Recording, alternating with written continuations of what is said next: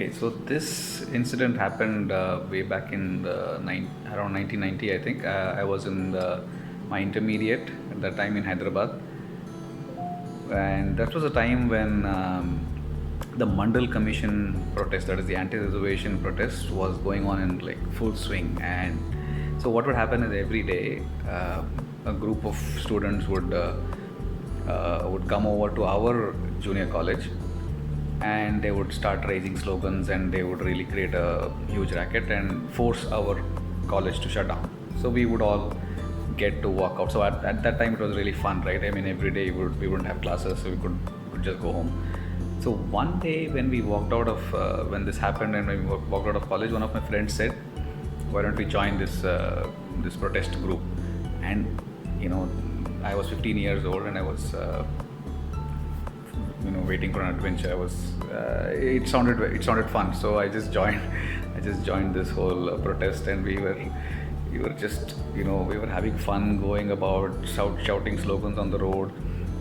I really didn't have much of a clue at that time what was the implication, what was this protest all about anyway. So we did that. We went out on the road, we were shouting slogans, and then suddenly there was a bus that was coming.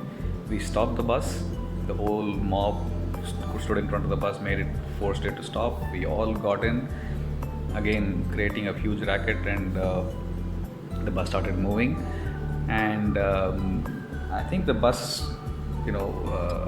came to a stop at a traffic light or something like that. It was somewhere near my house.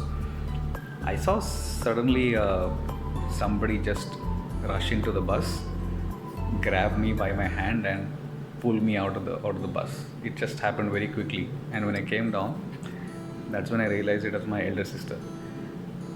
I was in a slight state of shock, and we just walked back home. She just literally dragged me back home.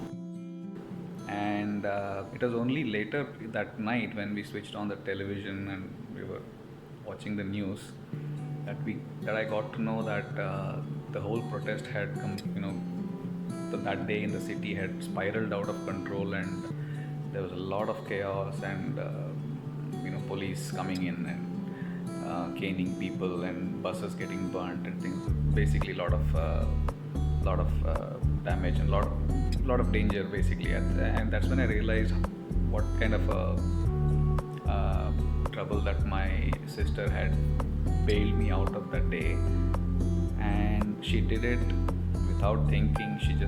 It was a mad crowd, unruly mob that she came into and took me out of that bus without really thinking about any what's going to happen to her and so on. So it is this protective instinct, right, that makes, I think that that women have, where they really throw caution to the winds and just do anything needed to protect their own. That I think really that's one quality that only women possess. So very happy Women's Day to all.